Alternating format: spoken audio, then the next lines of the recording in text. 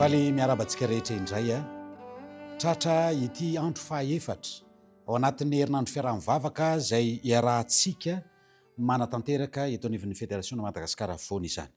Loha hevitra lehibe ny banjintsika dia ilay hoe fiainana feno fahombiazana. Mba hatanteraka an'izany dia amin'ity andro fahaefatra ity isika dia handray ilay loha hevitra manao hoe manolo tena hanao izay mahasoa ny hafa. Meloha izany indrindra dia asaiko ianao hanondrika ny lohanao hivavaka isika. Andriamanitra tomponay tsara sy masina izay any an-danitro, ankehitriny dia manatitra ny dera sy ny laza ny saotra ny voninahitra ho anao zahay. Magataka kosa ny famindrapo, ny famelan-keloka avy aminao ho aminay tsiraray avy izay manaraka izao fotoana izao. Tompotsaro, iaino sy andinika ny teninao zahay. Aoka ny fanahinao no hanapaka ny mpanomponao izay teny ary hanatratra ihany koa ny fony ny mpiaino rehetra. Tononona ny vavaka sandratra noho ny amin'ny anaran'i Jesosy. Amen.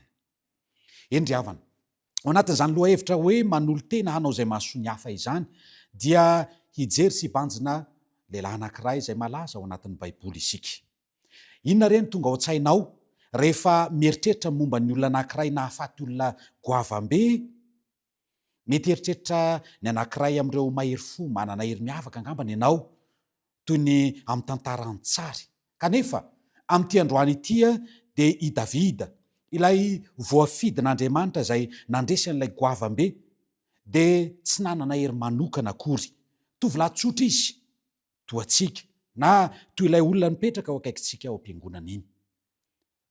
Amin'ity androany ity dia tovolahy iray nitandrina ny ondrindraina no hobanjintsika sy hojerevantsika.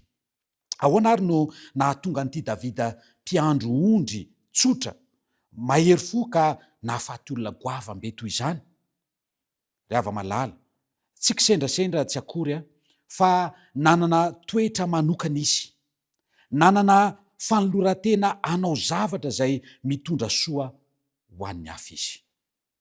Ao amin'ny Baiboly ao amin'ny Samuela voalohany toko 17 andiny 17 ka hatramin'ny 19 dia misy an'izao teny izao: ento ity langoeran'ny efa ity sy reto mofolo ireto ho andralanao, ka dia atery faingana ho any Etoby ho any amin'ny rahalanao, ary ento ho any amin'ny fe arivony ireto fromazy didiny 10 ireto. Dia izaho na tsara ihany rahalanao na manao ahoana, ary itondray izay ahafantarako ny teny aho. Asa tsotra izay nomendrainy ho ataon'ny Davida izany. Zavatra tsotra tokoa raha ho an'ny tovolahy anankiray, fanaterana entana sy fitondrana vaovao ho an'ny rainy. Raha tombanana dia eo amin'ny 420 kilometatra eo ny alavirana manelinelina amin'ny Betlehema amin'ny lohasahan'ny Ela any Atsimo andrefana. Raha miala maraina izany Davida dia ho tafaverina amin'ny Betlehema ny hariva ary afaka hatory am-pilaminana any an-tranony izy. Saingy nisafidiny ianao mihoatra noho izay nasaina nataony anefany ity tovolahy kely anankiray ity. Rehefa tonga tao Ela mantsy izy dia nahita any Goliata nitabataba sy nampatahotra, nampiororo ny tafiky nataon'ity olona goavambe ity. Ary ny zavatra nampalahelo dia izao, tsy sany niatrika an'ity lehilahy goavambe ity, fa i Davida kosa nefa nanao toetra miavaka izy. Kany amin'ny lainy Saoly izy ary avy eo dia niteny tamin'ny kasahiana hoe, amin'ny Samuela voalohany toko 17 andiny 2:30 nahitantsika ny teny nataon'ny Davida tamin'ny Saoly mpanjaka manao hoe: aoka tsy ho ketraka amin'ilay io ny fon'ny olona fa ny mpanomponao andeha hiady amin'io Filistina io. Zavatra tsara ho marihana ary mpiaino malalisana ary mpijery malalisana dia zao tsy nanana traikefa ara-tafika ity tovolahy kely ity, tsy nitondra fiadinana sabatra, fa inona ny zavatra netiny ozy ianareo? Niika izy hoe andeha hiady vonona izy ny androso manoloana an'izao lehilahy goavambe izao. Anankiray amin'ireo toetra tsara indrindra nananan'i Davida izany fanoloran-tena izany. Nahoana izy no nanao izany? ny valiny de tsotra ihany, ny hevitra ny hafa izy. Tsy andraikitra i Davida mihitsiny niady amin'ny Goliato, tsy andraikiny zany, fa zao nanatanteraka ny asa nasaindrainy nataony izy, nanatitra sakafo, mijery ny toetry ny rahalahiny, zay no asa nandrasana taminy. Saingy rehefa hita ny toedra raha zay nankivy natrehan'ny tafiky Isaoly de tsy nitazapotsiny izy, fa de nanolo-tena hanampia avy hatrany. Ny hevitra momba ny mahasoro rahalahiny sy ny hafa Davida tao anatin'izany. Izany no nanosika azy hanao mihoatra izay nasaina ataony. Ny olona manolo-tena na hoe manana fanoloran-tena de vonina hanao mihoatra fa tsy mianina amin'izay nasaina ataony. Maro amintsika angambany zay manaraka zao fandarin' zao, rehefa mialehibe de mianatra mifantoka amin'ny tena manokana sy tsy mitabataba ary tsy miezaka mitsabatsabaka ihany koa amin'ny raharaha ny hafa mba tsy heverana azy hoe be resaka. Izany fomba izay fiaina izany de mahatonga antsika hidy ao anatin'ny tontolotsika manokana ka tsy ahita zavatsarotra manjo ny hafa na ny filana fanampiana izany. Rehefa salama, faly, eny sambatra isika de mora ao antsika ny tsy ahatsikaritra ny hafa izay ao anatin'ny fahoriana sy mila fanampiana amintsika. Tsy nankasitraka an'izany toe-tsaina feno fitiavan-tena izany anefa ny apôstôly Paoly. Nambarany tamin'ny Timoty izay mpianany mbola tanora tokoa fa amin'ny andro farany, voalaza ao amin'ny Timoty 2:7-2 ho titena ny olona. Tsy raika manoloan'ny fahorian'ny hafa sy izay ilainy ny olona amin'ny andro farany. Zany hoe amin'ny vanim-potoana iainantsika tahaka an'izao mihitsy zany. Nananatra ny Timoty izy mba tsy hanao tahaka an'izany. Ry hava-malala, nahafaty an'ilay goavambe sy tonga mahery fony fireneny Davida satria ny hevitra sy liana tamin'izay mahasoa ny hafa izy. Amin'ity androany ity ary de manao antso amintsika, vonina hafoy zavatra ve ianao tahaka ny Davida. Rehefa nanapa-kevitra hiady amin'ilay lehilahy goavambe mantsy Davida de zao, vonina ny hafony ampaham-potoanany izy izay rehetra nampahazo aina azy tamin'ny teo aloha zany. Azo natao ny verina tamin'ny mpilaminana tamin'ny Betlehema mba hitendritendry ny hirany na ny ala sasatra niaraka tamin'ireo andian'ondriny. Raha nanoloana ny asa zay nataony tokoa mantsy de mendrika ny akaina tokoa izy, saingy tsy zany nefa ny nataony, fantatsika tsara fa nijanona izy ary nisetra ny loza lehibe zay azo antoka fa mety andratra azy, kanefa de nanolo tena ankeo amin'ny toerana zay ampitodozany ainy mihitsy azy izy. Nataony ho an'ny hafa nefany izany rehetra izany. Ny fanampiana ny hafa ry havana na ny fanaovana izay tokony atao de matetika mitaky fahafozana zavatra izany. Tsika tsiraray avy reto de samy manana loharano-karena voafetra avokoa, toy ny fotoana, ny tanjaka, eny ny vola izany. Rehefa mandany fotoana hanampiana ny hafa nefa ny isika ry havana de mihena ny fotoana ho antsika manokana. Rehefa manome ampahany amin'ny vola miditra amintsika na ny tahiritsika ho fanatitra hanohanana ny misionera handeha hitory amin'ireo olona tsy mahafantatra an' Jesosy isika de mihena ny volanitsika ho an'ny tenantsika. Fantaniana mipetraka de izao, move isika misalasala ny anao na hanandrana zavatra izay lehibe no nitahotra andrao hamoya izay anananao, vonina hafoy zavatra ve ianao.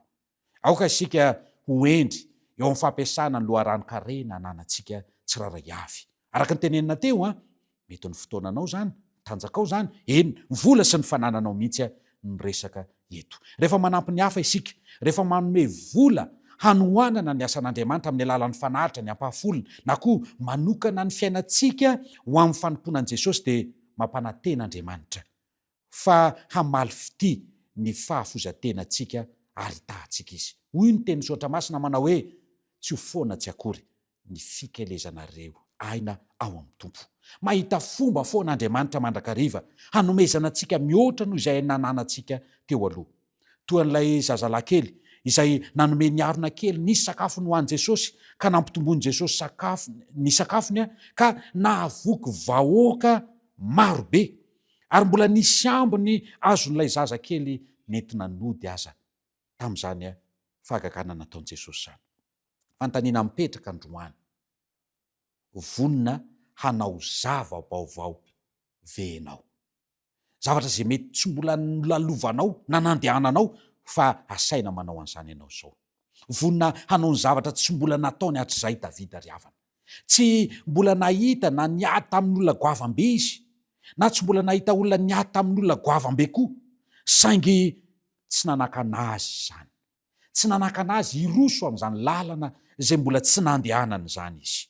Na dia nome azy ary Eliaba ralany ary naneraka azy ody, dia vonina izy hanao zavatra tsy mbola nisy nanao mihitsy ary tsy mbola nataon'olona hafa ihany koa. Samy manana fahazarana izay mahafinaritra azy isika, indrindra isika rehetra. Rehefa tojo olona mila fanampiana na asaina manao zavatra isika, moa ve isika mandatsy anao izany satria zava-baovao tsy mbola nataontsika hatr'izay izany. Fanontaniana mipetraka ihany koa dia ny hoe moa ve isika misalasala ny an'olo tena satria tsy fantatsika ny tsipiriany momba n'ilay izay hiafarany izany toe-javatra izany. Mety mampatahotra tokoa indraindray ny zava-baovao sy ny fandraisana fanapahan-kevitra, nefa tsy tokony hanakana antsika tsy hanao izay tokony atao izany ry hava-malala isany. Milaza amintsika ny Baiboly fa tian'Andriamanitra ny manao zava-baovao sy tsy mahazatra. Zao mantsy ny ambaran'ny Isaia 3:7-20. Indro izao efa hanao zava-baovao koa ankehitriny dia efa miposaka izany. Tsy salasala izany va ianareo? Eny, anenefitra no anaovako lalana ary any amin'ny tany lao no asiako ondy. Tiany ny ampiasa antsika ry hava-malala, hanao ireo zava-baovao izay efa ekentsika izany. Mitombo sy mivelatra ary mahavita zavatra miavaka ireo izay vonina hanao zavatra tsy mbola nataony hatr'izay. Ny torolalina fototra iorenan'ny fiainantsika amin'ny mampino antsika dia ny hoe tiava ny namanao tahaka ny tenanao. Voalaza ao amin'ny Marka 12:1-3 izany teny izany.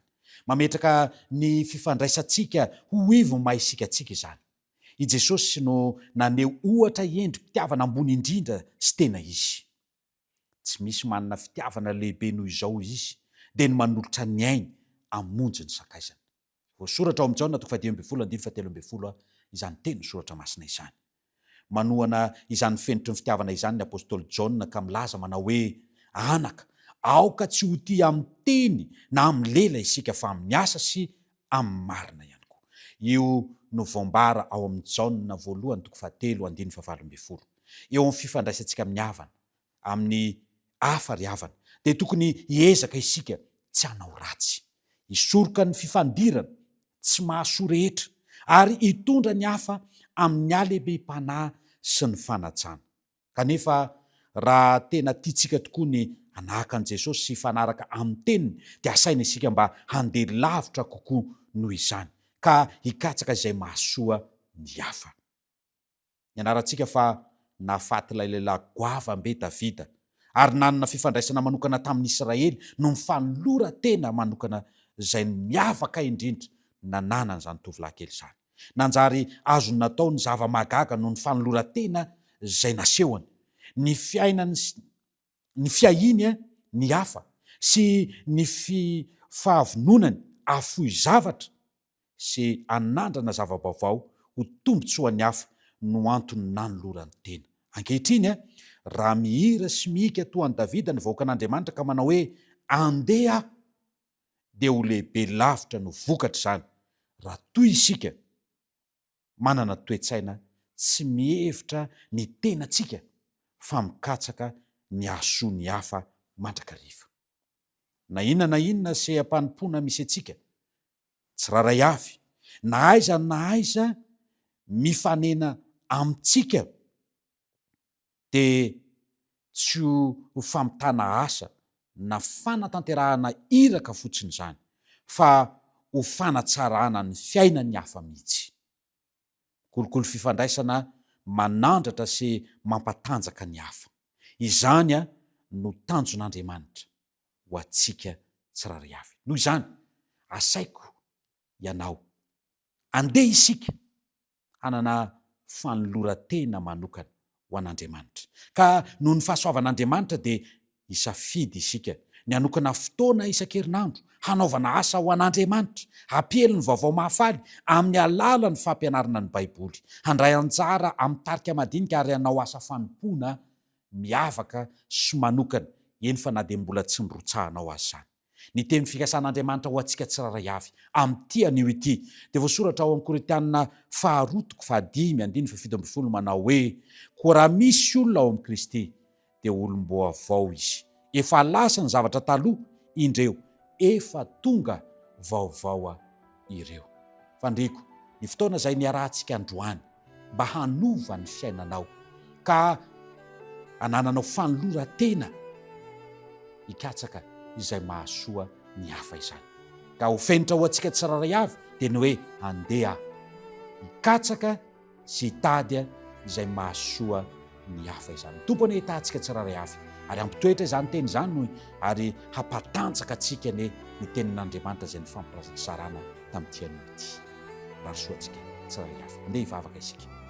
Andriamanitra tomponay tsara sy masina indrindra izay ny an-danitro, manolotra ny dera sy ny laza, misaotra ny voninahitra ho anao izahay ary mangataka kosa ny famindram-po sy ny famelan-keloka avy aminao. Misaotra ny amin'ny teninao izay nampahatsiahy sy namoy indray tao anatinay ny fitiavana tokony hanana fanolorantena ho fanompoana ny hafa, hikatsaka izay mahasoa ny hafa izany mba hatanterahanay ny iraka izay nampanaovinay anay, mba handehananay ho amin'izany teninao izany. Jesosy malalo, miasa ao am-pon'ny mpiaino tsiraray avy ianao ary matoky izay fahanova ny fiainanay sy ny fomba fanaonay izahay noho ny amin'izany teninao izany. Indro apetrako feno am-pelantaninao ny mahasoa tsiraray avy, indrindra ireo izay nanonkilatsofina, nanome fotoana hianona ny teninao tamin'ity anio ity.